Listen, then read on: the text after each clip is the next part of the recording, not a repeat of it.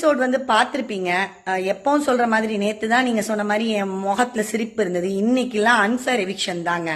மைக்கு போடாம சுத்தினவன், அதுக்கப்புறம் மென் கார்டு என்ன விக்டிம் கார்டு எந்த கார்டை வச்சு பிளே பண்ணவன் எல்லாரும் உள்ள இருப்பானுங்க.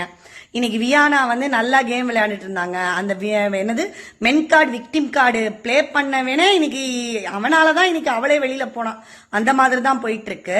அதுக்கப்புறம் நம்ம என்னது நடிப்பு அரக்கி சாண்ட்ரா அவங்க வேலையை ஆரம்பிச்சிட்டாங்க.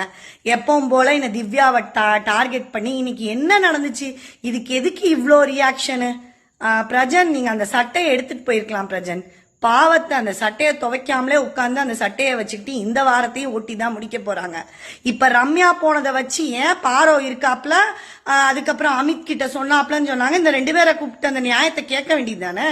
ரம்யா போயிட்டாங்கன்னா இந்தம்மா ஒரு காடை வச்சு விளையாண்டுகிட்டு இருக்கு. ஒரே அழுக. இன்னும் அந்த கேட்டு பக்கத்துல போய் உட்காந்து தயவு செய்து அந்த கேட்டை திறந்து விடுங்க. அந்த அம்மாவும் போட்டும் அடுத்த வாரம் தயவு செய்து சாண்ட்ராவை வெளியில அனுப்புங்க. சாண்ட்ராக்கு எப்ப பார்த்தாலும் ஏதாவது ஒரு சாஃப்ட் கார்னரை கொடுத்து உட்கார வச்சுக்கிட்டு இருக்கீங்க. என்னன்னு தெரியல, அன்பேராவே தான் போயிட்டு இருக்கு இந்த 9 சீசன். இதை பத்தி நீங்க என்ன நினைக்கிறீங்கிறத கமெண்ட்ல சொல்லுங்க.